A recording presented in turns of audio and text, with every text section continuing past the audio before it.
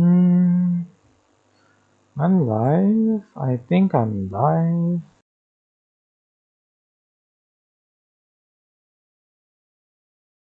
Am I live? I'm trying to work out using the lichess keyword thingy, but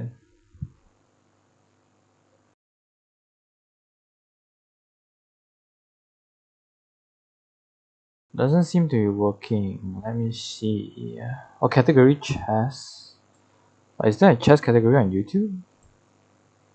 How do I do that? I think there's only a sports category.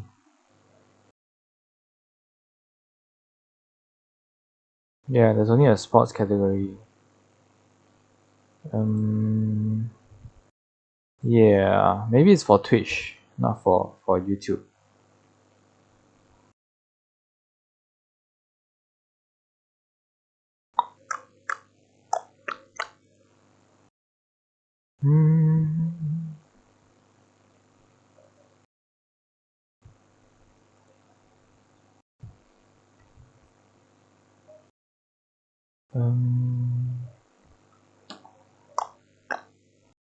Are there any settings that I'm missing? I don't think so. So I guess it's probably just a Twitch thing.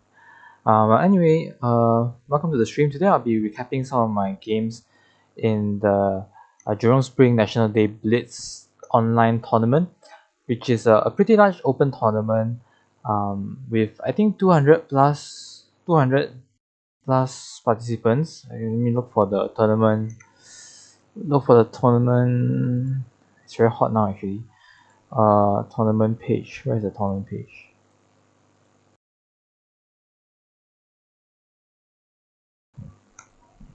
Oops. Oh, okay. How many people were in the tournament? During the tournament, it was like 200 something, but then a lot of people left, and now it's 196. Or maybe I can go to the official website to find. I can put the official website in the chat, so I can see how many people actually. Oh, how many participants joined? Oh, it's 195. I really remembered 200 plus people playing during the tournament, but maybe some of the accounts I don't really know what happened there, but it's okay. I'm just gonna put the link in the chat. That's the link to the official web page for the results of the championship. So anyway, as you can see on the screen, it's a 3+2 Blitz championship. It's a 11 round Swiss arena, so there are 11 games total, and it was held 3 days ago. Is this a bit small? Maybe I can make it bigger. Can we make it bigger? There, chat is a bit bigger. So this tournament was played 3 days ago, and I scored decently. I got 6 out of 11, so +1.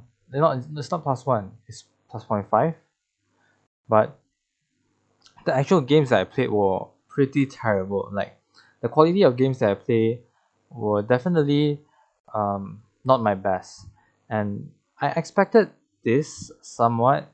Like for example, I should say, in comparison to Bullet and Rapid, Blitz is definitely my worst time control, especially if it's 3+2. For some reason, I just can't get the hang of +2 seconds time control online. It's sort of in that middle ground where I can't seem to adjust between thinking and finding the best moves versus playing good moves versus bullet mode, So still something I have to work on. And that is very evident as you will see in the games that I've played in this arena. But rating wise, it was nice. I mean, I started the tournament, as you can see here, as a 1640, and I ended the tournament 69 rating points higher. But it's not something to be happy about, especially since my rapid chess strength is around 2000 around that level. So this is still very, very low. So without further ado, let's actually take a look at the games and see what went wrong. It has been some time since the game, and I've been playing a bunch of other chess games in between, so uh, I don't remember everything, but at the same time I haven't analyzed all the games extensively as well, so hopefully I can still try and capture some of my initial thoughts during the game. So the first game, I was playing against a high rated player, 2200. So this is even higher than my rapid rating. So I decided to play safe. I'm just going to go knight f3, be flexible, see what happens, and try not to go for some e4 stuff that as I did before in the NUS Invitationals. I decided to play more knight f3 this time. So oh, one thing I should note is that my strategy going into this tournament, um, even though I kept training my blitz, I played about a lot of 3+2 games in preparation for this tournament, but I simply couldn't get the hang of the time control, and I made a decision to just play like it's rapid until it's under 1 minute, and I'm gonna play like it's blitz. Play like it's bullet. I'm not gonna play like it's a 3+0 game, because I found that that approach just screws me over much more. And surprisingly enough, surprise Pikachu face, this strategy isn't that good. Like, it's fine for players that are a lot stronger than me and players that are a lot weaker than me. But against players that are slightly stronger than me or slightly weaker than me, I suffered significantly because I'm not using that much time. So yeah. Um, anyway, my opponent replied with d5, standard.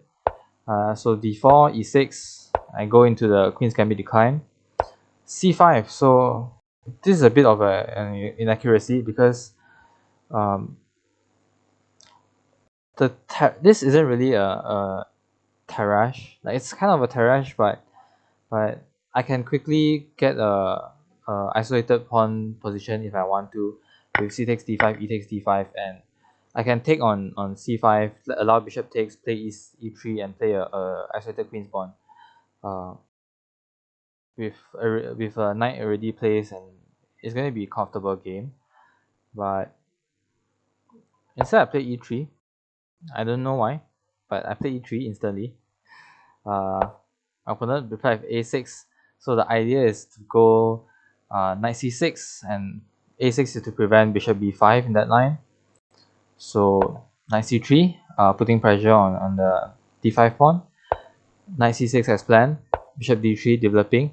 I think this was actually, I think right after I played bishop d3, I realized that I was moving a bit too fast, because c5 could have been a bit annoying. Normally c5 is bad, but in this position, I think c5, b5 is good for black, because black hasn't committed to knight f6 yet, so black has time. Knight f6, b3. So again, here maybe black could have played c. It was a bit of a what do you call, patching up the holes kind of move, because like I mentioned earlier, after I played bishop d3, I sort of thought that black would have been better after playing c4, so I played b3 to provide a square for my knight, then provide a square for my bishop, and also prevent c4, because after c4 takes, then I would have a stronger center, and I'll be applying a lot of pressure to this pawn. So fortunately for me, I guess, not fortunately for me, because I stopped c4, black decided to play bishop g4 instead, so just pinning my knight, applying more pressure to my d4 pawn. And what was I calculating here? I think I should have gone into the isolated queen's pawn, position at this point, because with this pin over here and my bishop obstructing my queen's protection of the d4 pawn, the d4 square, I won't be able to keep a pawn on it. So probably d takes c5 was what I should have played, but here autopiloting, I just played h3, and that allowed black to trade off the bishop for the knight and get in c takes d4. So after I take back, knight takes, he gets an active position. I need to move my queen. So I go queen d1, just returning. Maybe tricks in the future because this knight is currently undefended, but black doesn't want any of it, so he just immediately moves back with knight c6. Although he could have tried to make use of my loose pieces as well with something like bishop b4, take advantage of the fact that I played b3 to have an annoying pin on my knight. I find that something that this is a mistake that I make often, I think, when I play knight f3, is that because of my commitment to knight f3 instead of d4, instead of 1d4, I'm actually down a tempo in many lines of the queen's pawn opening where knight f3 hasn't been played yet. So sometimes when I autopilot and then I just play moves quickly, I'm actually down a tempo, and then this diagonal becomes very, very weak, especially since I haven't castled yet. So bishop b4 probably would have forced a lot of pressure on me. I would have to play like bishop b2, and then a lot of pressure. I can't play this because my knight would hang, and along with it my rook as well. So maximum pressure. The knight is controlling a lot of squares as well. But fortunately for me, he just went back knight c6, avoiding any discoveries with the bishop, although there aren't really any good discoveries. And I just castled. I have to consolidate before trying to strike again. And the only way I can make use of my gambit, is to get my king safe, get my pieces active, try and make use of my open files. Right, as Eric Rosen likes to say, every pawn sacrifice, for every one less pawn, you get an extra file to work with, something like that. So just treat it as a gambit, and continue playing on. So bishop e7, preparing to castle. Rook e1, castling, and bishop g5. So I tried to apply more pressure on black's pieces, but it's not really much because after h6,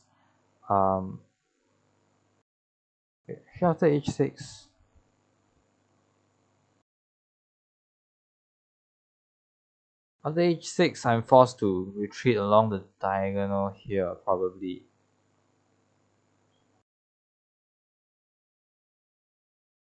Because if I retreat here, which I did in the game, does g5 work? g5, I will have to retreat. And I think, yeah, probably g5 and bishop retreats. And I don't have any counterplay, I don't have any pressure along this diagonal anymore. And then I have nothing, so black will have a pass pawn. Everything is no real problems, and I would have no active active pieces, no real play, worse structure. Yeah, so I think maybe I shouldn't have retreated here. Maybe if I take this, it would just make things worse along this diagonal, so I couldn't take either. And maybe retreating along this diagonal is the only option, but if I retreat here, then there's this fork over here. And if I retreat here, this bishop looks very loose. All my pieces are loose. This is a pretty bad position. So maybe if I go all the way back, is there anything here? But anyway, as you can see, my position isn't great in this. Isn't great here. My pieces are loose, and I have a lot of structural weaknesses, and black doesn't really have any problems. Plus, he's up a pawn, so I retreat bishop h4. This is the natural move to go whenever someone pushes. You like to go back, although it isn't a good move in this position, I think. But fortunately for me, he goes rook c8. So which isn't as bad as g5 first, I think, to force my bishop into a more passive square. But still, my position is bad because he's trying to make use of the open c file and putting pressure on my knight, which is undefended here. This could still come, by the way, pinning my knight to my rook. So I play rook c1, just trying to defend my knight and get my rook out of this diagonal in case I have to take in the future. d4, pass pawns must be pushed, but in this case it might have been a bit weakening because I think there are better options, like for example bishop b5 first.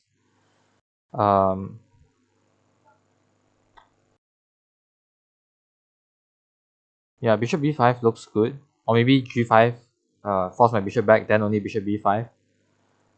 There seems to be more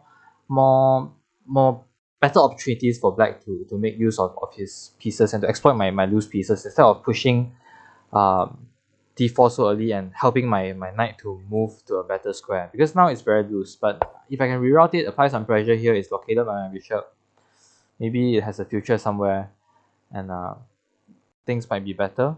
So rook e8, developing. So black's pieces are very well placed, very active. I play bishop b1, so I can apply more pressure to this pawn over here, and maybe I can get some cheesy ideas. But black plays knight g5, which I think actually helps me because I can trade pieces, and since I'm in a worse, I have worse pieces, trading pieces means that I have lesser bad pieces and black has lesser good pieces. So I should have taken here, but if I take, black is up material and it's probably going to have an easier time converting. So I decided to play bishop g3 instead. And after bishop f6, grabbing hold of this nice diagonal, but this is much weaker now that there is nothing left on this diagonal. I play queen d3, blocking the pawn, also lining up this cheesy idea. He plays g6, which is, I think, no way I can exploit it because my bishop wasn't on this file, so it can't take. So g6 is fine. My bishop isn't here either to take advantage of the pin. So g6 is fine, and I can't really win this pawn kind of ever because my bishop has no access to this pawn over here. The only way I can do it is to push and retreat here, but then that will expose my king severely and weaken my structure even further. So that is terrible. And black has a dark square bishop and two knights, and I have one knight and one dark square bishop, so I can never have enough pieces to attack the pawn due to my knight square bishop, unless I manage to trade my knight square bishop with his knight and then trade knights, and then maybe I can have some sort of way to attack this isolated queen's pawn. But I don't even have a pawn to push to exploit the pin either, so it's going to be very hard to play this position. So I play bishop f4 because my bishop has no use on this diagonal. I try to reroute it somewhere. There's no real place, but if he trades, I will be definitely very happy.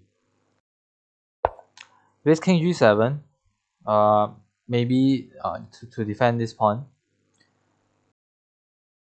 And bishop d2, so rerouting, trying to get some future. Nice cb4, applying, my queen is getting very limited on squares, and it's just cramping my entire position up. So I play queen g3. This is the only square besides queen f3. Queen f3, was queen f3 better?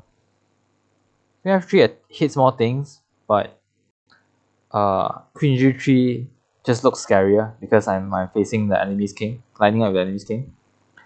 And as you can see, my time is ahead. I'm ahead by more than 1 minute.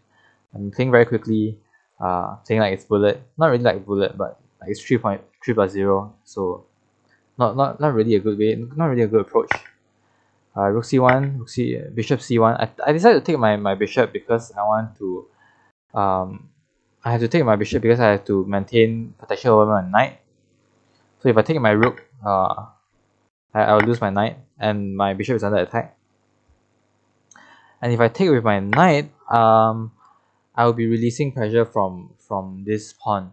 So the knight has nowhere to go either. So I decided to take with bishop instead so that I can reroute it and attack the pawn in the future. So more knight hops, he's pressuring me more, and if I trade, then his pawn gets even more advanced, and I can't take it because of the bishop, and he's going to improve his structure even further, and maybe even get a protected pass pawn. So it's going to be very dangerous. So I cannot take the pawn because that would diminish my chances of attacking it even further. So instead I play bishop d3, stopping the pawn from moving. If he wants to trade on my terms, I don't mind. If he wants to take the pawn, I can't do anything about it. My position is that bad. So we trade. Trades are good. Gives me more hope. I shouldn't say trades are good because I want to trade pawns, and he wants to trade pieces to simplify. But if it prevents me from getting mated or supporting his pass pawn, then there's nothing I can do. My position is terrible at this point. Queen e7, king f1. I want to defend my knight and prevent any back rank ideas. So if I take, then you take my knight, my rook, and maybe checkmate. So actually, if I take here, then the idea is takes to defend, and then I'll be down the rook. So that's what I meant. So I have to defend my knight instead. I defend my knight, and he trades. He takes with the queen, which is actually a mistake, because the idea that you trade minor pieces and you keep heavy pieces to support your pawn. Like he has all the good pieces, right? He has all the good pieces, and I have all the bad pieces. I have so less space. I want to trade pieces because I have less space to do stuff. I don't want to feel so congested. But he just gives everything away. His active pieces, his control over the files, and he just gives everything away. We liquefy, and now I have a more active king. His bishop is defending his pawn, but now things aren't so bad anymore. This is actually holdable, because I will be able to get to the pawn first, attack it, and win the pawn. My structure is not so exploitable without the rooks and all the other pieces. So I started to have hope at this point, and I have 1 minute, and here is 13 seconds. So I had some hope to be able to hold this position. He just advanced on the king side. I just focus on getting this pass pawn first, then I can focus on doing other stuff, because his king is still behind. His bishop is passive, defending the pawn, so I have time. Just take the pawn. He keeps his bishop alive, but all my pawns except for this one are on light squares, so his bishop can't really do much. So I play g5, trading pawns and fixing all my pawns on light squares. I attack, trying to get him to play this move so that in the future I'll have a target to play against. He trades, which is fine by me since my pawns are still on light squares, and because of this dark square pawn, I'm probably better here in this position, because I have a target, he doesn't. My bishop has a use, his doesn't. So I'm probably better in this endgame already. So very confident to hold this position, especially with 8 seconds left on his clock and I still have 1 minute. So I'm still blitzing out moves. Bishop f4, I avoid the trade because trading would give him access to my pawn, so I don't want that. Instead, I move my bishop away, maybe attacking the pawn from behind and preventing his pawn from moving at the same time. So that it's just an instant move. And then f6. Here I probably should have played. Yeah, here I did play king e4, so activating my king, getting into a more active position. King e6. I just push my pawns, advancing my pawns further, so in the future, if I manage to capture the pawns, my pawns will be more advanced. He plays bishop c1, just defending the pawn. I attack the pawn from behind. It just repeats because we don't really have much to play for, and it's a draw in this position. Because we have he has opposition.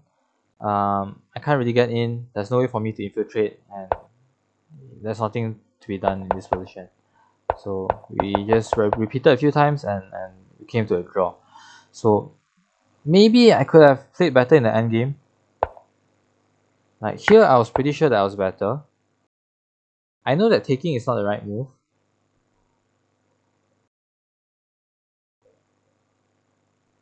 Oh, but maybe I can let him take.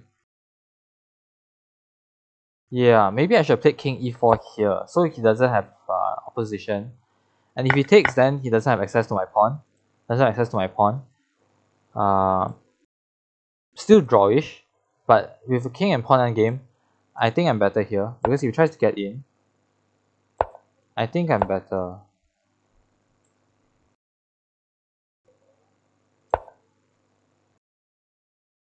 Let's just assume. Like maybe something like this. He can't. If he pushes, then I will be able to pick up the pawn and win. And if he keeps it there, if he moves one way, I go the other. So if he moves this way, I go the other side. And he can't go in to attack my pawn, and I'll be faster. So I'll probably be better in that end game if I played king e4 first. Yeah, because he no longer has access to my pawn, and then he doesn't have opposition. Like because in the game, I played this right, then I wasted a move, kind of. I wasted a move, and when I played king e4, now he has opposition, and with the bishop still on the board, I can't win the pawn if my king cannot get in. So all he has to do is just stand there and repeat. Could I have gone for a win? I don't think so, because if I go for that, I think he'll fix my pawn structure, and then he'll fix my pawn on the dark squares. Then he'll be drawish already. Yeah. So this first game was okay. The opening was terrible.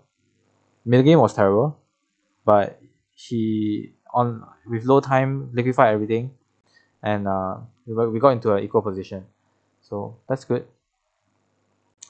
In the second game, I'm playing against a much lower rated opponent, SWAP 1300, and I don't think I played well in this opening as well, I think, if I recall. So d4, knight f6, nothing unusual. So he played knight c3, which is a bit inaccurate. Because he's not doing anything, he's not attacking anything. It's not like in the king's pawn opening, or it's not like I played d5 where he has something to attack. He's attacking nothing. I just play e6. And here he probably could have played d5. Probably should have played d5. But he played knight f3, so I pinned his knight. So now his knight is sticking out as a sore thumb even more. He cannot play c4. So he unpins with bishop d2. I play d5, trading. So this is a bit inaccurate. This is definitely inaccurate because I don't have a bishop anymore. So playing this move, I just want to chip at his center. I want to get c5 out of the way before I play knight c6. And after seeing his sort of inaccurate, unorthodox opening, I just got confident and just wanted to solve my problems and believe that white wouldn't be able to punish me, which is a bit arrogant. c5, he takes c5, which is correct.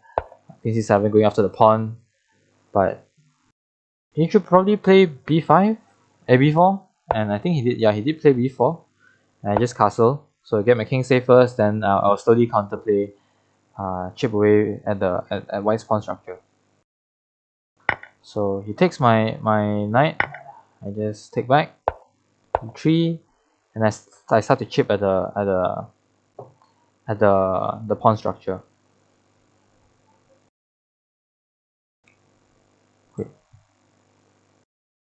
So takes, and c3 is definitely a mistake. I think it creates a weakness, and it's kind of unnecessary. Like, this pawn is safe. I don't have a5 at all.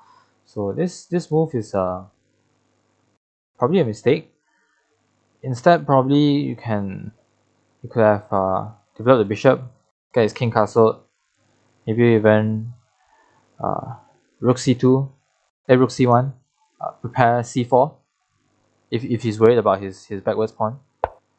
After bishop d7, just developing.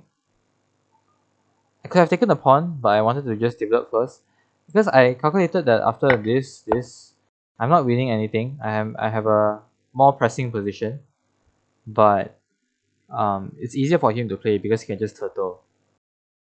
So instead, I wanted to prepare it a little bit with bishop d7, get a bit more of my pieces in first. I play f5. I don't want to defend this pawn. I'll just push it, prevent any push in the future. Just get a solid structure. He doesn't have any dark square bishop anymore, so my king is still safe for now, and I can develop my pieces with tempo. So he develops his bishop. I develop my knight. I might want to push in the future. I want to keep my queen attacking this backwards pawn. So that's why I developed this way instead of knight c6. Although knight c6 came with tempo. His queen is in a bad spot, so I don't want to force it away first. He castled, which is definitely a mistake, lining up his king with his weak pawn with my queen. And I play e5.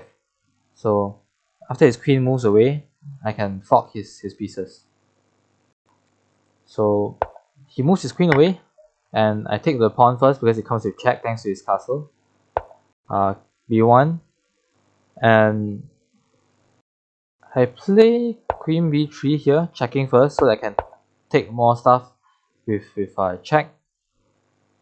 Could have taken here as well, but I didn't want his king to run away, so I check with my rook instead. My queen is guarding king d2 anyway.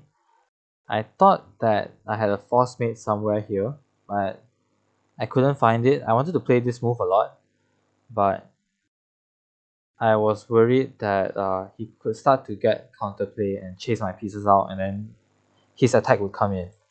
So I thought after here and here, oops, if I take and here,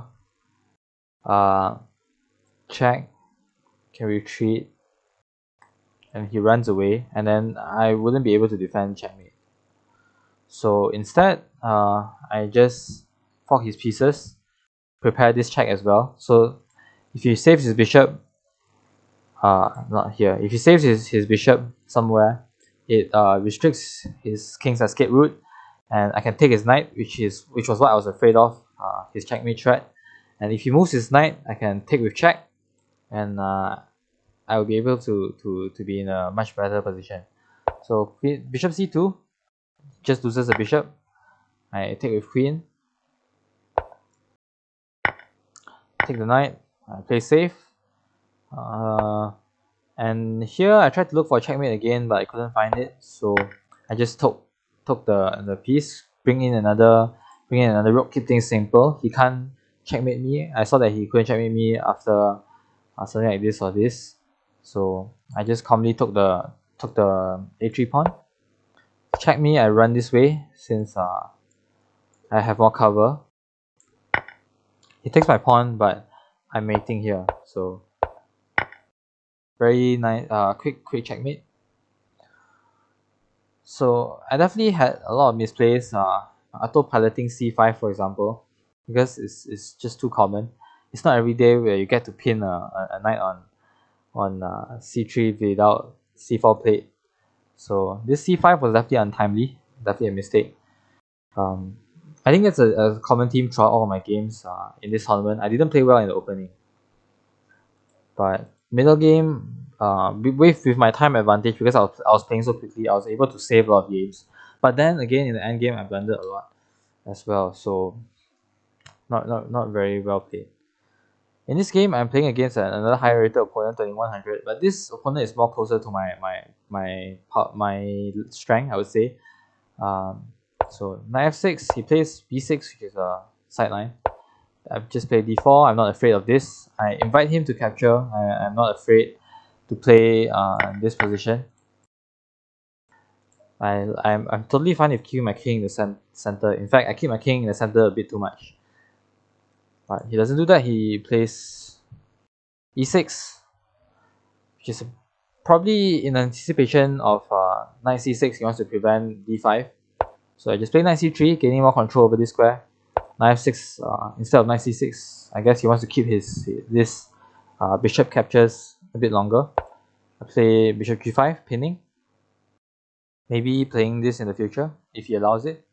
Bishop e7, I'm pinning immediately, so I just play e3 instead of e4. Castles, I play bishop d3, preparing the castle myself. h6, bishop h4, c5, and castles. So everything's normal so far. C takes, e takes, this is all fine, still very equal position. d6. He's trying to play this like some sort of Sicilian, I guess. Rook e1, just moving my rooks to the semi-open files. Knight c6 finally. And b3. It's just that I'm more used to this pawn structure, so I wanted to go for this structure where after something like h3 or g3, creating some luft, I wanted to eventually play for d5, recapture back with a knight, and get a positional advantage. But maybe that wasn't necessary in this position, and if I have invited some knight before ideas instead. But anyway, he plays a6, maybe preparing b5.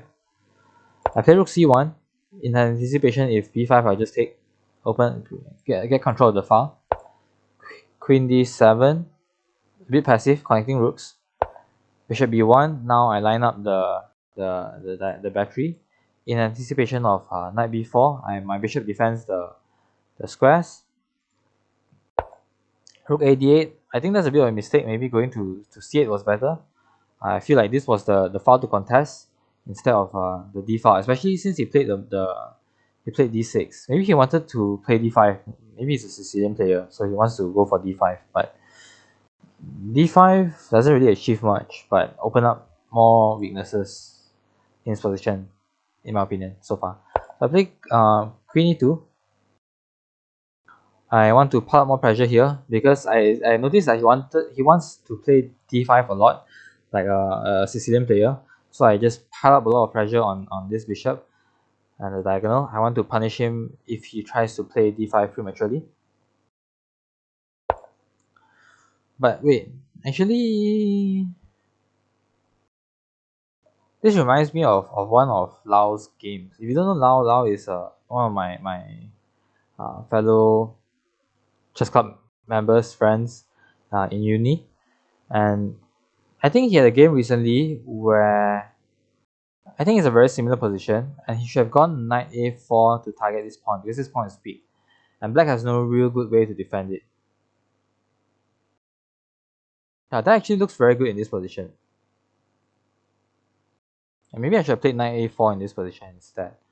But as the GM was the destined not to be GM, Nashmir Diarov said, and to analyze Blitz is stupid or something like that, something along those lines. I wouldn't harp myself too much for not recognizing this move, because at least this idea was well intentioned, and I'm still in a better position, I think. So g6, I think stopping any ideas along this diagonal. d5, I want to try and exploit my control over the diagonal and the file. Knight e5, he rightfully recognizes that he cannot take. So if he takes, I'll just take back, chase his knight away, and then he'll suffer. So knight e5, I take with my knight. We trade. I take the pawn. So now I'm up a pawn. Plays knight g4, which is a mistake.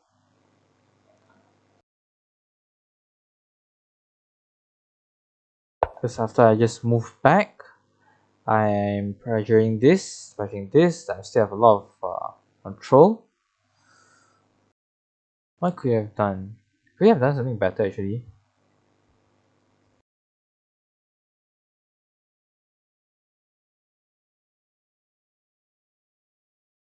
Oh wait, is there a puzzle rush tactic here?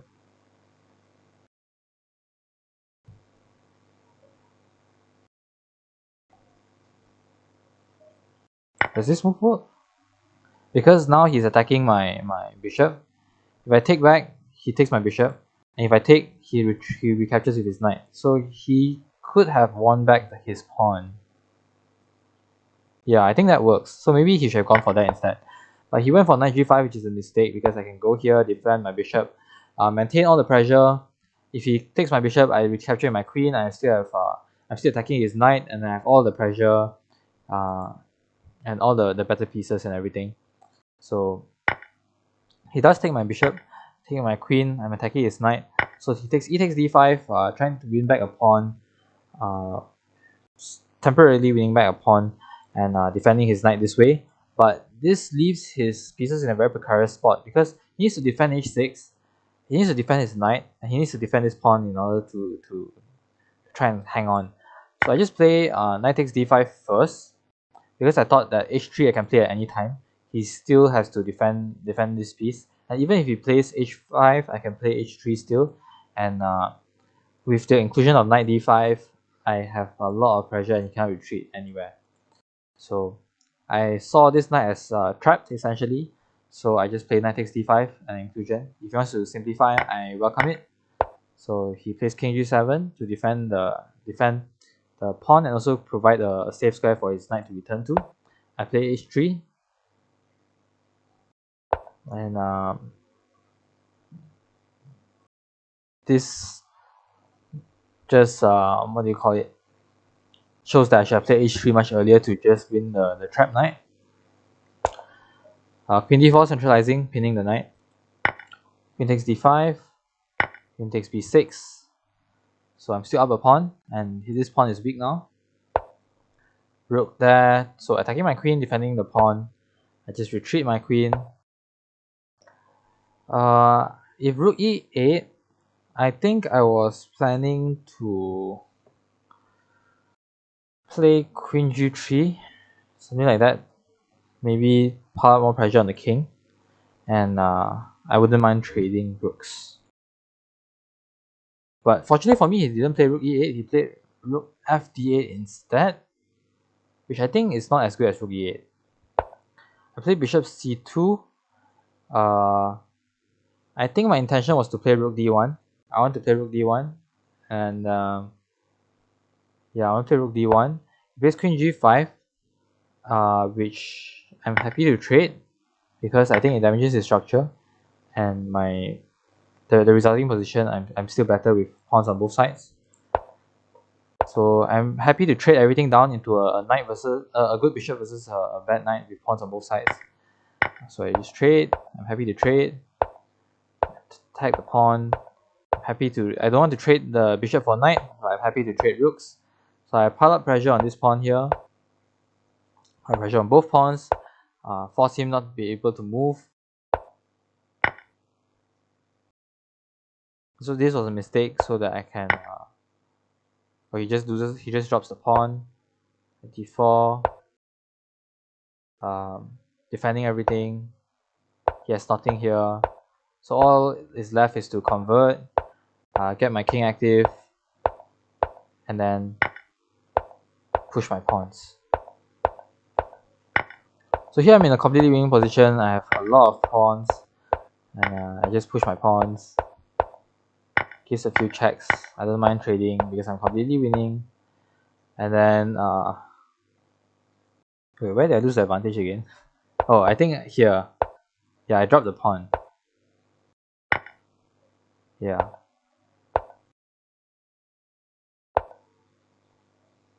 Could I have not dropped the pawn though?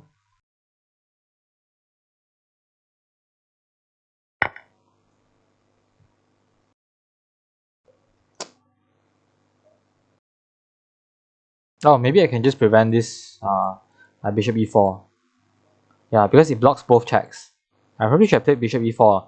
So that way I can not only prevent the checks, I can also prepare to push my pawns better also. Because rook d6 didn't really do anything. It threatened the knight, but it actually helped him go to a better square. I saw that he didn't have this check, but I didn't look at this check, and I didn't see that I would lose a pawn at the time. Both of us have 8 seconds, so it's forgivable.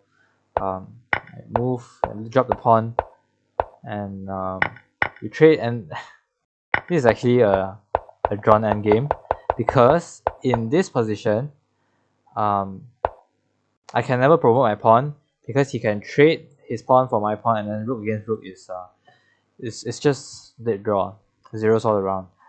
So he played rook f1, rook e8, threatening to queen, and here he made the weirdest blunder. He promoted his pawn.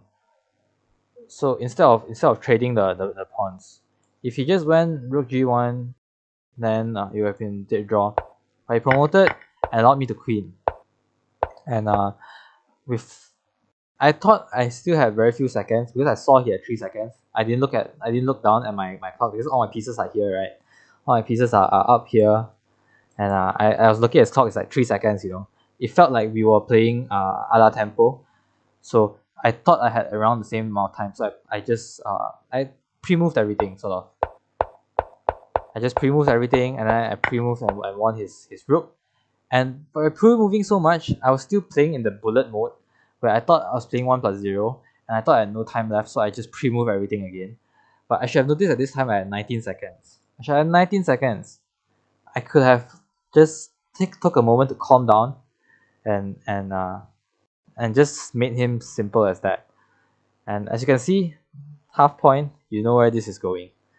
So awful. I just pre-move everything, made some safe checks, pre-move, okay, restrict, and then I just move my king around, and then I still mated my opponent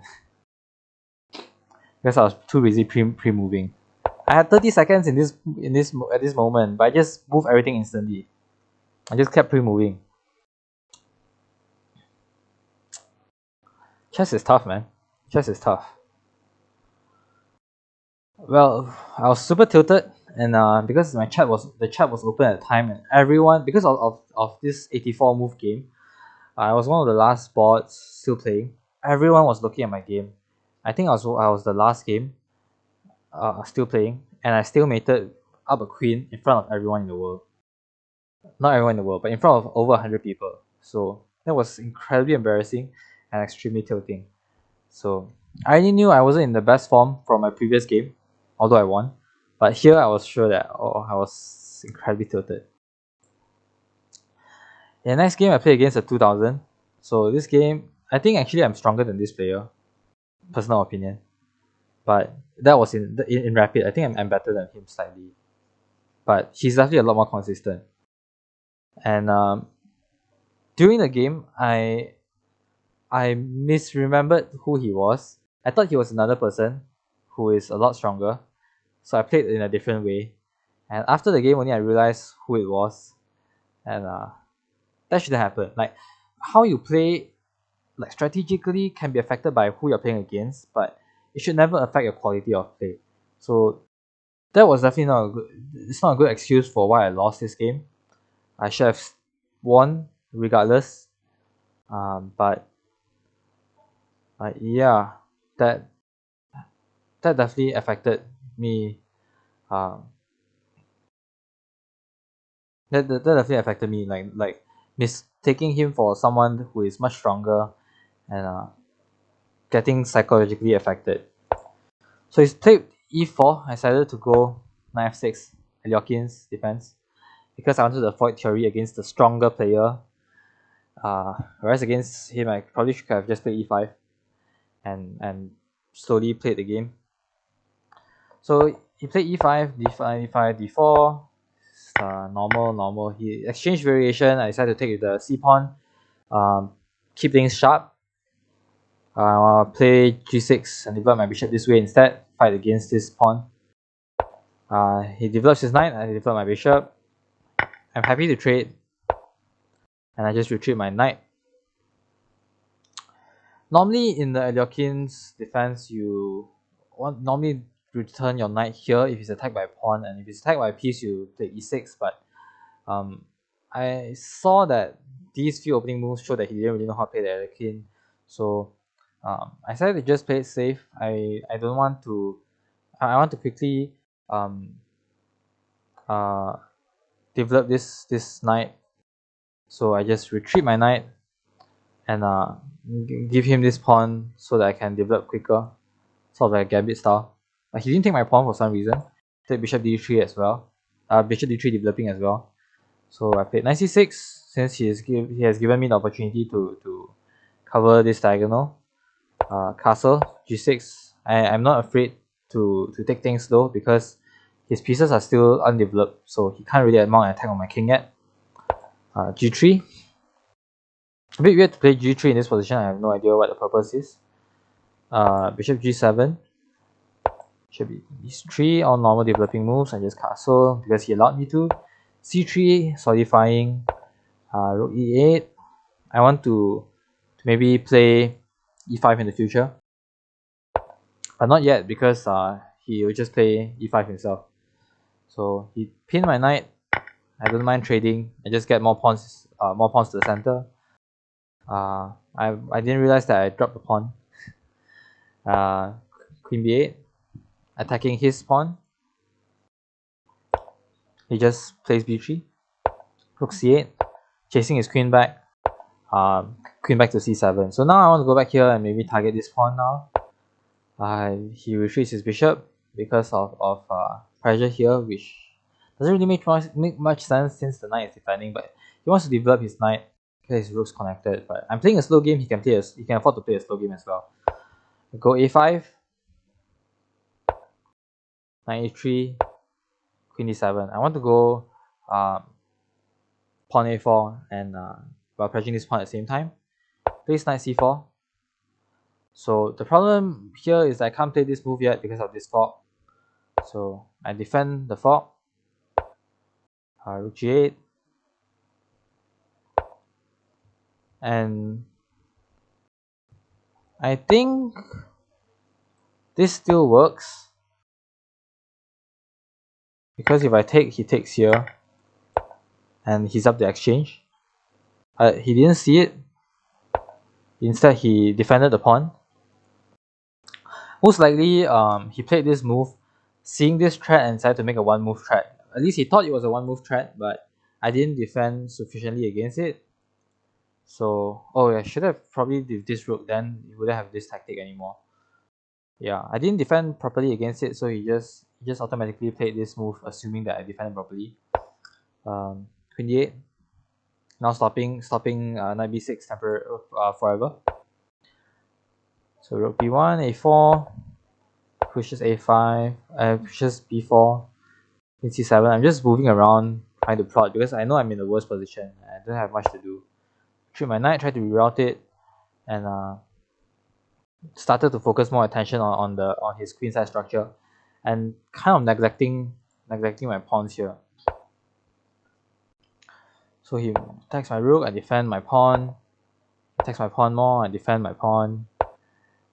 He gets a very strong outpost. I try to cut off support and trade off knights. Cut off his queen before trading knights. I place h4, b6. I think my knight to an active square, and I saw this tactic. So when I played here, the reason why I didn't play knight b8 immediately to trade knights was because I saw that he would never trade, and if I take,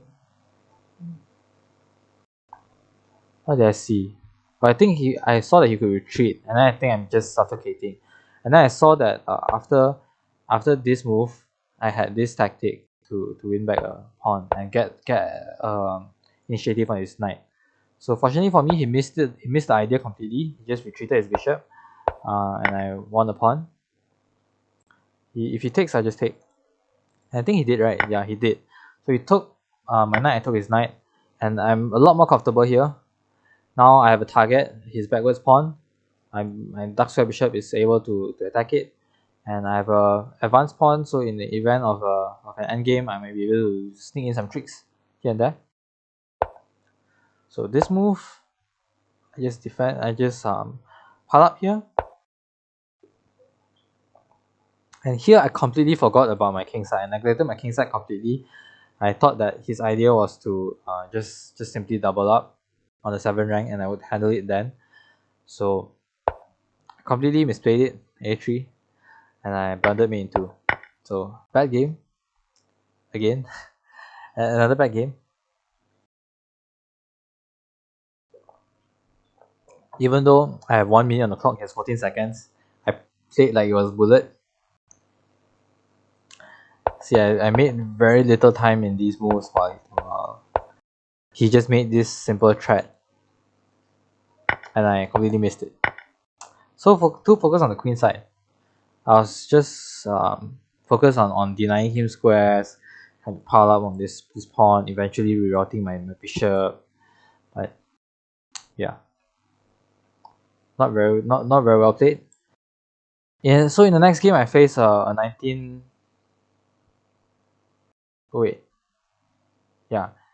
In the next game I faced a 2000 around 2000 rated player, so I should play better as well.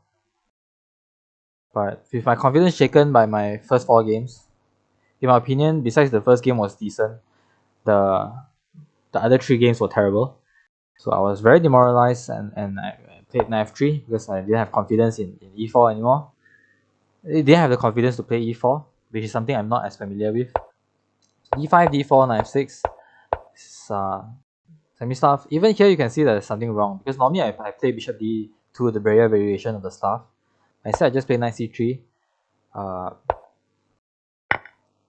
Here I just take, and this is not theory, but I just wanted to get my bishop out and play for the c file. So I was just blitzing out moves. You can see that both of us are above 3 minutes more time than we started with. Just blitz out moves. Nothing much going on. I get a nice square for my knight.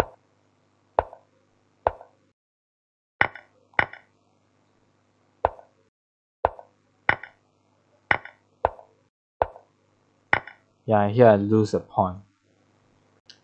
So here, I think I got greedy. I probably should have taken with the...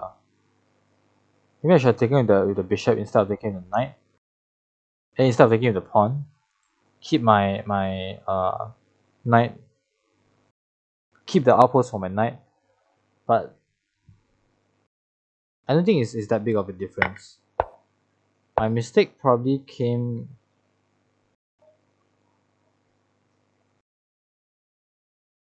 Was it this move? Yeah, I should probably either take... No, taking doesn't help. Taking doesn't help. I think it's this move because here my knight is I completely miss this this queen b6 idea. So as you can see here, after he takes my knight and take my rook, he gains the tempo and I can't defend with my rook because of this bishop. So this was probably a mistake. I should have avoided the trade maybe. Here or here. Maybe here is better because if I play knight d3 and get in the line and I want to trade bishops. Should have traded bishops earlier as well. Maybe I should have traded bishops. Maybe here I should have traded bishops. Trade bishops and then only knight e5. It would have been more pleasant that way, I think. Yeah. Anyway, I lost a pawn.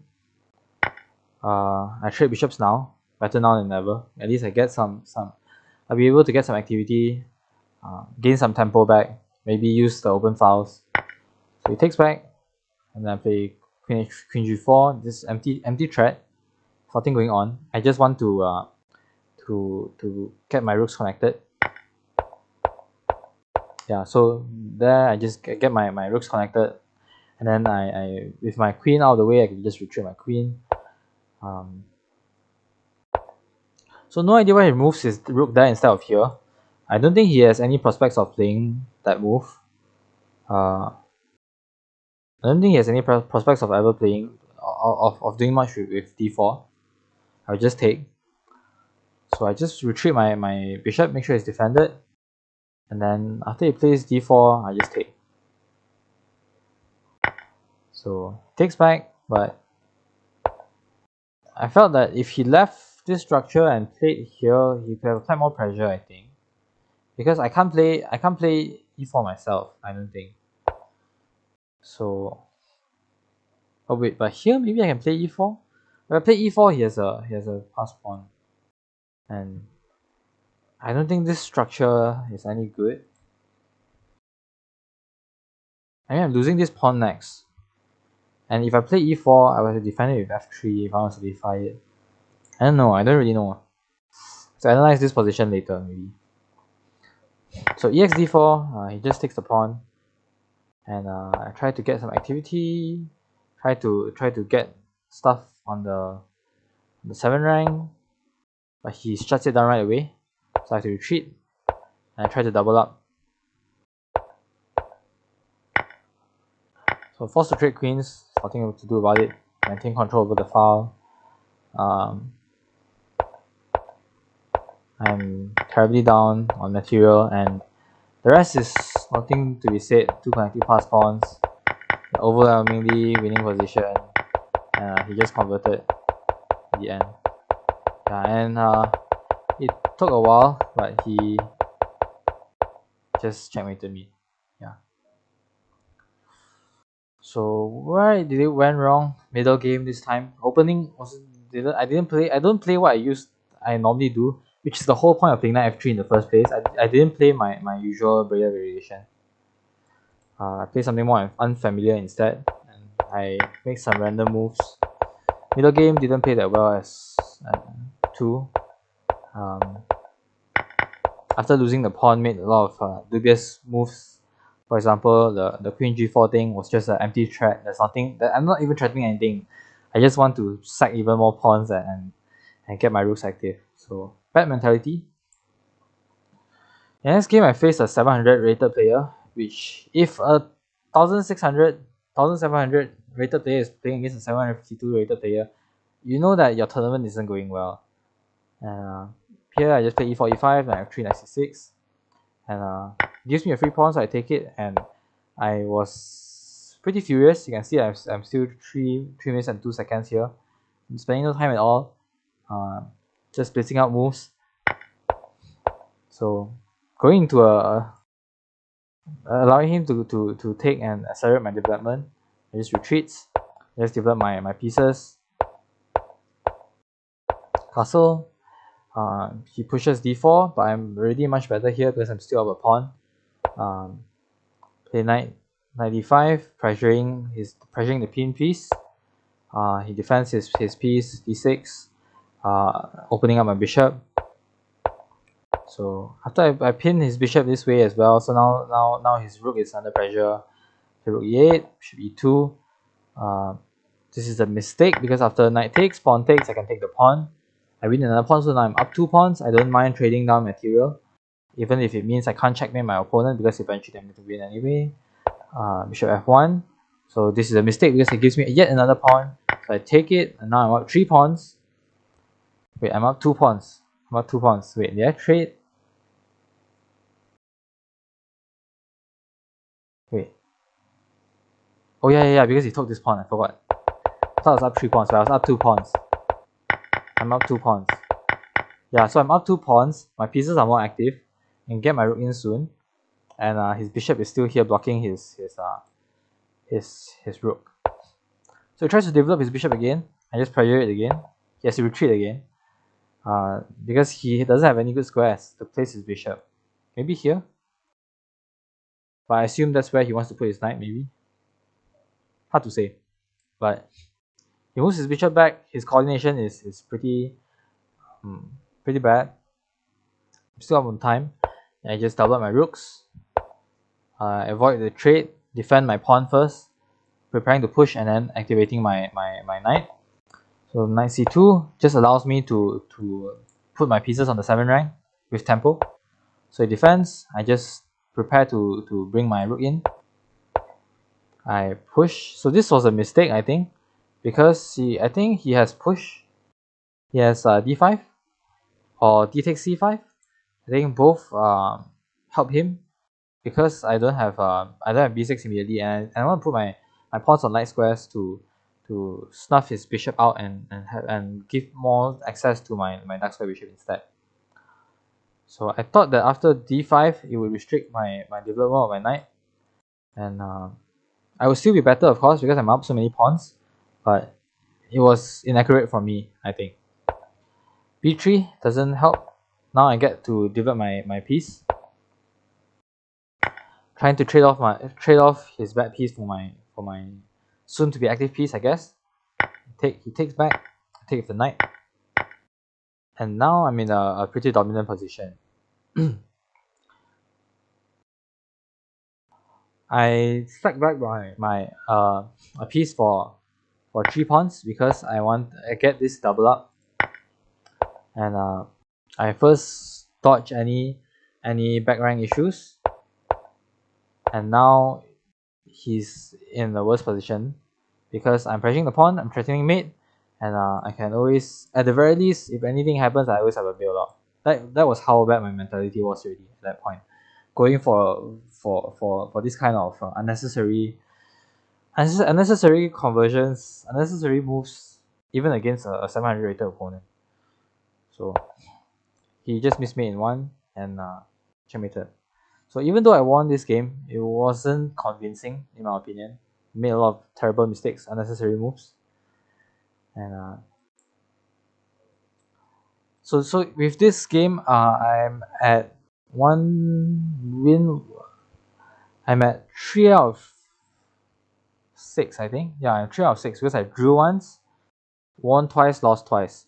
So I'm 3 out of 6, 50%. But it's a very terrible 50% because I'm winning against much weaker opponents, and I'm losing against players who are around my strength. So bad. Despite what my Blitz rating is, because I don't really play Blitz much because I'm so bad at it. Maybe I should play more on this account as well. But anyway, in the next game, I play a woman candidate master, 1800. This was another game that I should have won because I think she's actually weaker than me slightly. But with no confidence, I just play knight f3, f3 c5. I just go for this trash system. But maybe a better way to punish it was maybe e5 and go for a sort of this e5, because this system is very slow. I'm just pre-moving everything. Like this system is very slow. Yeah, he takes, and then I defend my pawn because this pawn gets very weak a lot in this system. I take the pawn, he takes with knight, take back, and I couldn't castle in time. So the reason I took was because I want to hope to get a more symmetrical structure, I think. No, actually I don't know what I was thinking at the time. I didn't think properly. I think I wanted to avoid bishop before pinning my knight, so I took first. But that doesn't actually solve the problem because after takes bishop d, here I don't actually have time to castle. And no matter what I shield my king with, I will drop this pawn. So that was terrible for me. I just trade down, and now I'm down a pawn. I still don't know why I keep playing this system, although I know better openings against 1c5.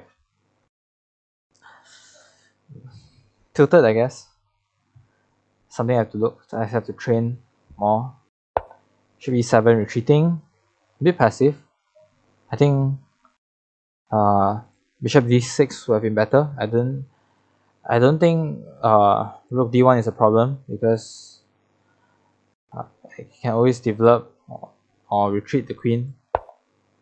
So I kick the queen back, but she decides to plant the queen on this square instead, which I guess I can understand. He wants to keep the queen sort of active, but in my opinion, it just limits the squares the queen has. So I decentralize my rooks. In anticipation of bishop b7, I wanted to reroute my knight somewhere. So he develops the bishop this way instead, and I just activate my queen, pairing this move. She defends by playing bishop f6, knight e4, pressure. I want to try and pressure the bishop. Try and take advantage of my queen g4 move as much as possible. Completely. I thought that I had enough compensation that after I lose the exchange that I'll have enough here. So king h8, bishop d4, applying a lot of pressure here, and I thought after this I thought all of this was better for me.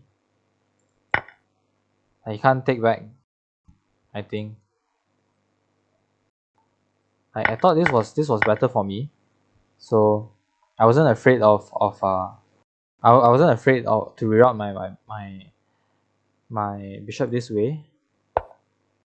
But he plays rook g8, and I was sure I was winning here, but I couldn't find the move. I looked at all the sacrifices, but none of them worked. I don't think any of them worked. So I will have to check with a computer later, because or maybe when I wake up tomorrow, when I have a fresh mind to treat this as a puzzle. Because I'm pretty sure I'm winning here. This is dominating for white. Like, this is textbook example of pieces doing nothing, and three pieces, 3 against 2, and the king is suffocated. There should be a win here. I couldn't see it at the time, so I just played knight f6 instead. If takes, and this is mate. But of course my opponent isn't going to take the knight, so just retreated the queen, and I took the rook because I couldn't see anything else anymore. I couldn't see anything. If I move the queen to threaten mate, it doesn't do anything and just take the knight, and I'll be in a worse position. So I sort of tried to win back the exchange.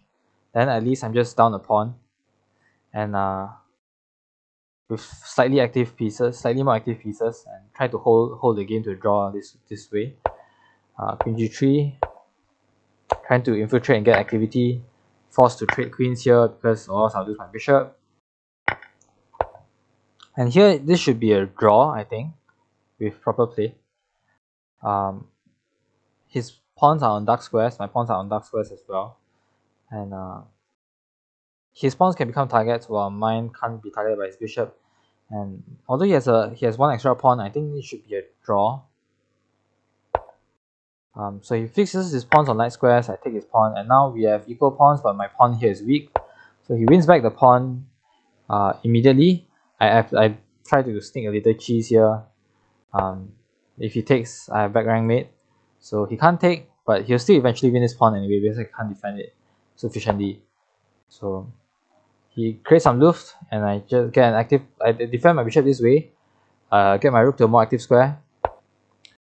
He just advances his pawns. Of course he won't repeat because he wants to win back this pawn, and he'll be up a pawn with advantage. So I retreat here, thinking of daydreaming of some sort of attack here. He takes the pawn, and I go for my idea. Rook a1 check. This is nothing. This is also nothing. This is still nothing. This check is this was terrible. I thought that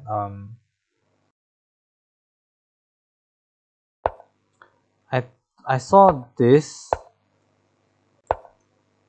but I forgot about this. So Yeah, that's the reason why I pushed the pawn instead and made it like this, so that I threw back a pawn so that I wouldn't get skewered. But it's okay because I still have a lot of pressure here. So I take the pawn, I win another pawn. I wasn't sure which pawn to take actually. I took this pawn because I can take another pawn, and protected pass pawns are more scarier. So he checks, I just take the pawn, checks, I just move, checks, I just move, nothing going on, trying to sneak in some cheeky checkmates maybe to take advantage of my active pieces. So I take a pawn, he takes a pawn. Yeah, I take a pawn, he takes a pawn. I try to threaten checkmate. But I missed this move here. Discovery attacking my rook. So this is probably should have been a draw. I should have won in that position. Take advantage of his displaced pieces, but yeah, they couldn't convert this cleanly. And even here I'm better because all my pieces are more active, and I have an extra pawn. But one move blunder, I got greedy. I have 20 seconds in she has 8, but I failed to recognize her threat of discovery, and just lost the game very soon after. And the worst thing was here I was just in bullet mode. I saw that I thought that there's no way I can run down time, so I shouldn't be pre-moving like this. I should have tried to find some way to I should have been alert and punish my opponent's mistakes. For example, here rook g1, I could have just won the rook, and it would have been a draw. It would have been back to a draw.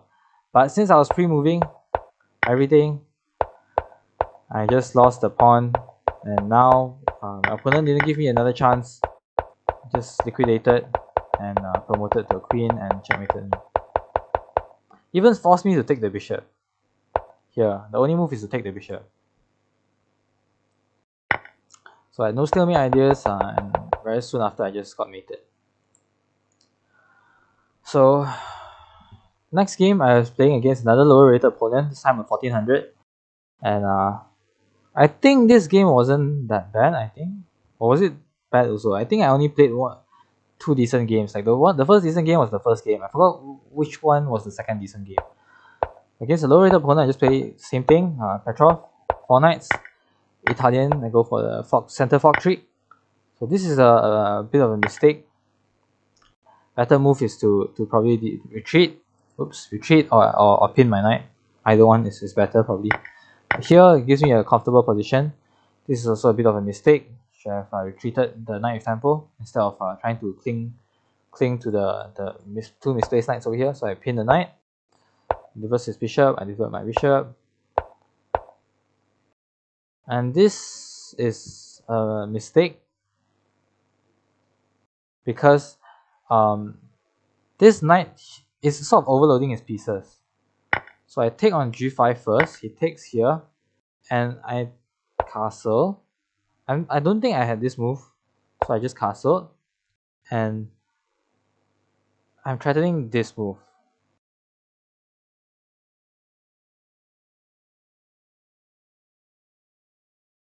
No, because that would just that would still be better for me. But maybe I should prep e4. Yeah, I think I should have prep e4. Prep e4 with either rook e8,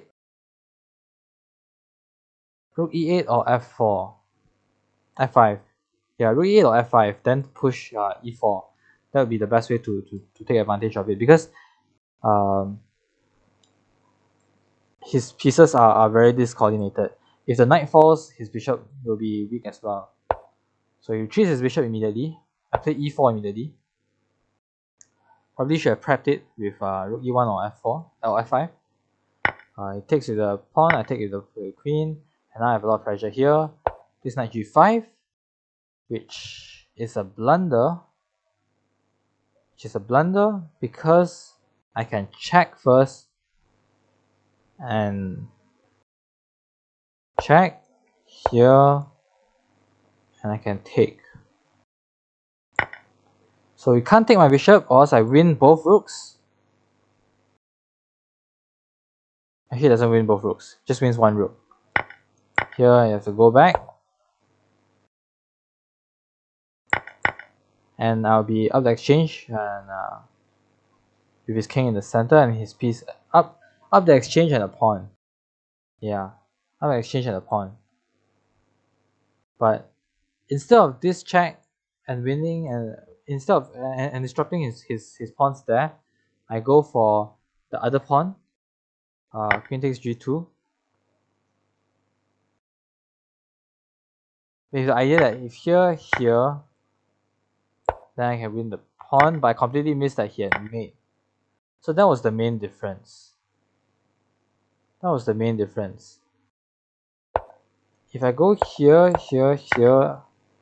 and here instead, I take, and okay, let's say he wants to threaten this. So if he moves here,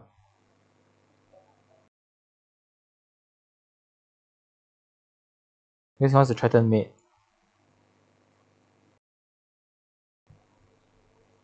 Oh, but then I have checks. Then I have checks. So he can't. Whereas in this line, if takes, I can't take because I don't have checks here. Yeah. So that's the difference. Yeah, so that's the difference between the two different rooks. But fortunately for me, my opponent didn't see that. He was panicking about the rook and just played rook f1. Fortunately for me, so not a clean game at all. But at this point, this is completely winning because the queen is hanging. I took the queen and chase the knight away, and I'm going to win the knight no matter where the knight moves. So my opponent just resigned here.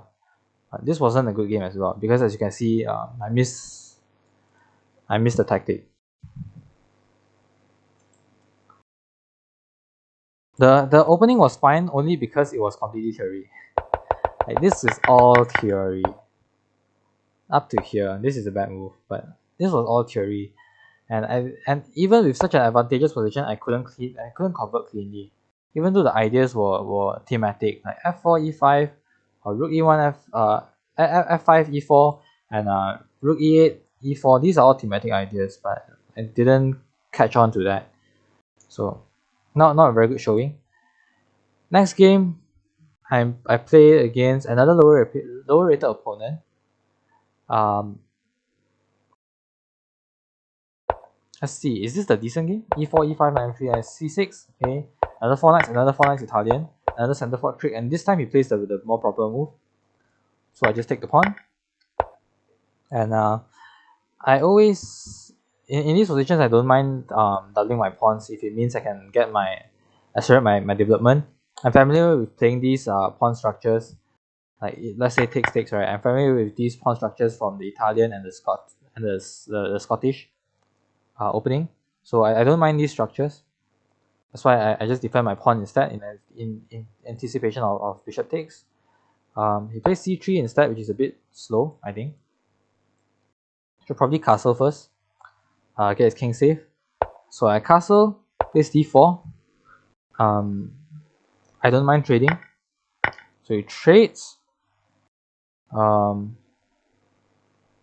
Which is a mistake because I actually have a pin here, which I missed during the game. In the game I played bishop g4, focusing on this pin instead, which is not as strong because it's defended by the bishop. So he castles now. I failed to take advantage of his late castling, but I'm still better, so it's okay. Bishop e7, put pressure on this pawn. Maybe reroute my bishop to this diagonal instead. h3, h5, g4. Here, takes. So now I have a lot of pressure here, and I can reroute my bishop to this diagonal. d5 is probably to avoid this, but probably is an overextension. I cannot play knight e7, but I can play knight b4 to win the pawn. Unfortunately, during the game, I didn't see that. I didn't look at knight b4 at all. I just instantly played, yeah, I see. Like 2 seconds. 2 seconds, and then I played knight b8. Reroute my knight this way instead. h4, so this just drops a pawn. So I take the pawn happily. And now I'm applying pressure to this pawn as well. I want to move my king out and attack on the h pawn. Check f4, so defending, consolidating. I just develop my knight this way instead. Why didn't I want to go here? Let me think.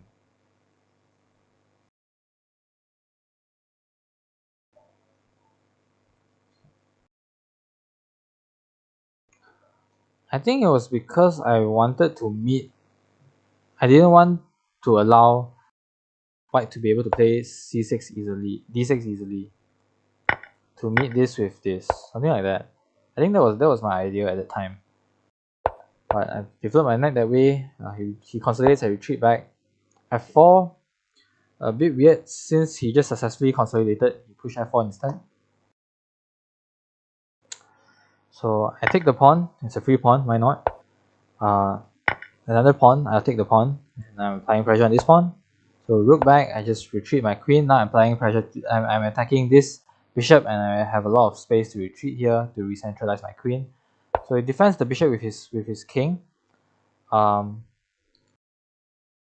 here I play b6 to defend from this rook, and I want to prepare knight c5.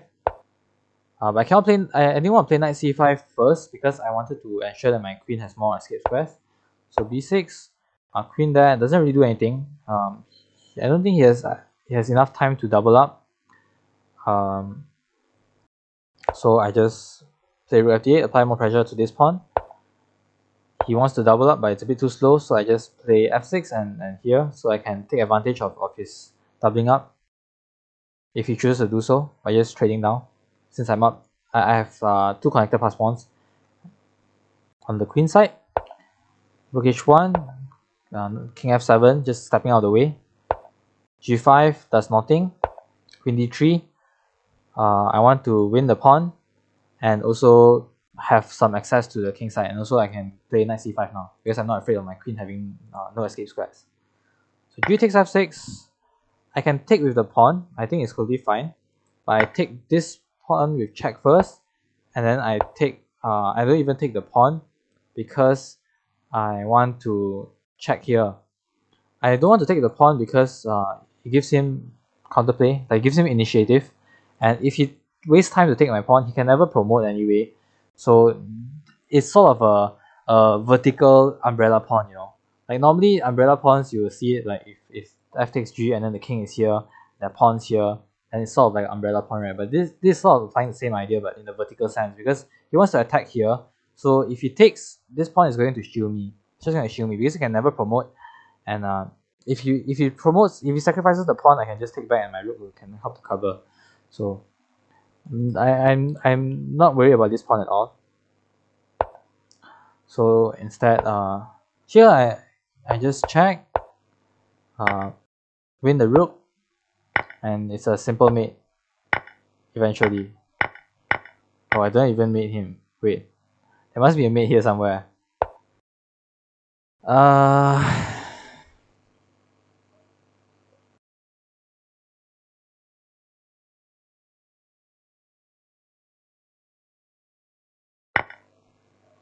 He has to take.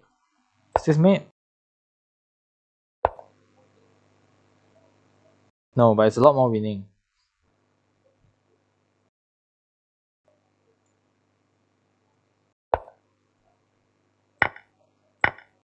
This is mate. Yeah, there's probably some other mate as well. Yeah, but I didn't even meet him. Maybe because I was down on time and I just convert. I just played the simple conversion. And then I just push my pawns all the way. This time I made sure not to stalemate him, so I mated him properly this time. So that was That was the game. Was this a decent game?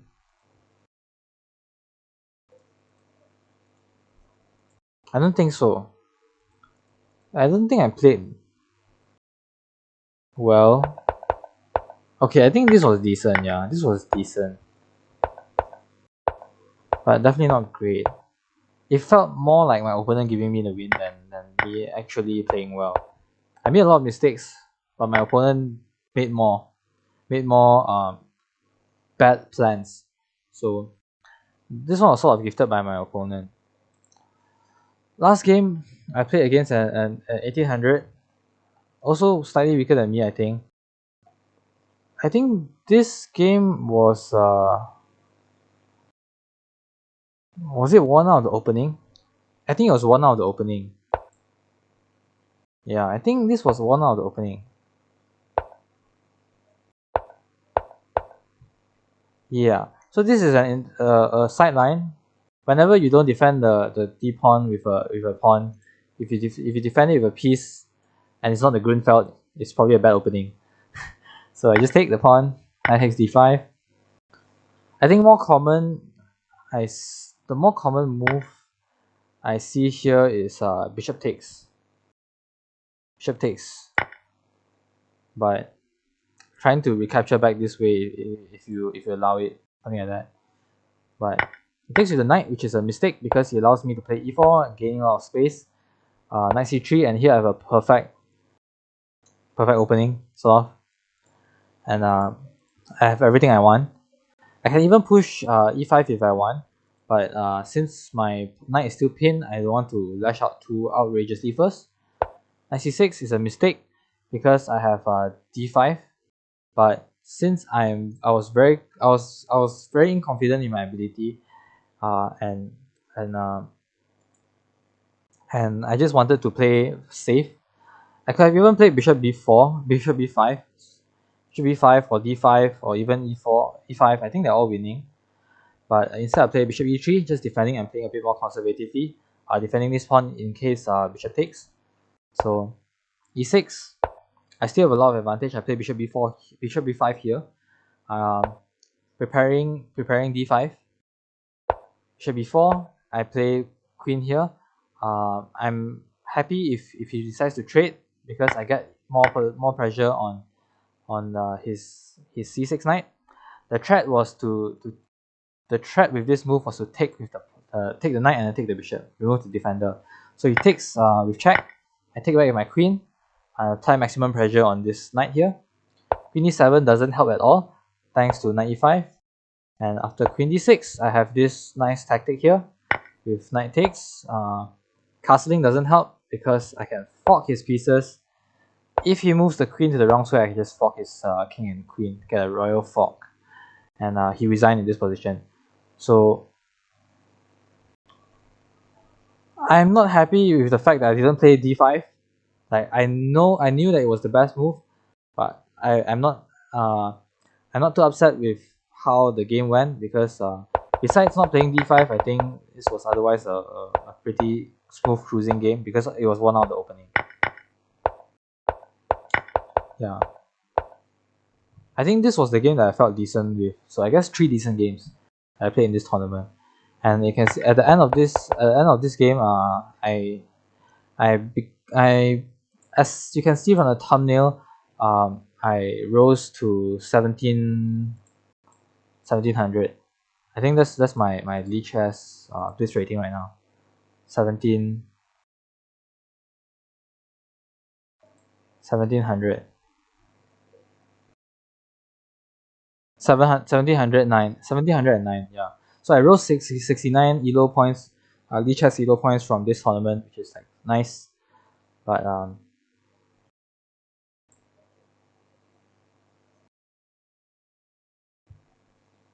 yeah, oh, the Lee Chess one really is only for Twitch. Yes, I need to stream on Twitch more often.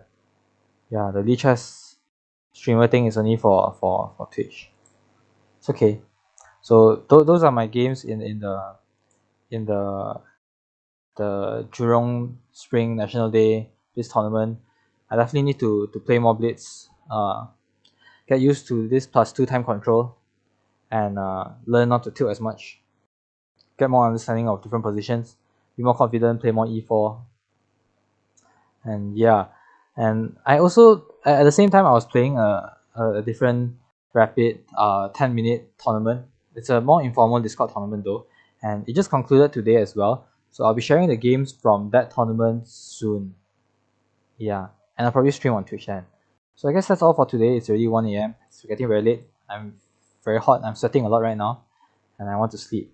So um, if any of you tuned in, thanks for watching. If any of you are watching the archive, then thanks for watching again. Yeah, you made it 1.5 hours into this video, this stream. So thanks for supporting me, and see you all on YouTube and Twitch soon. Hopefully, if my academics allow. Yeah, thanks. I end my stream here.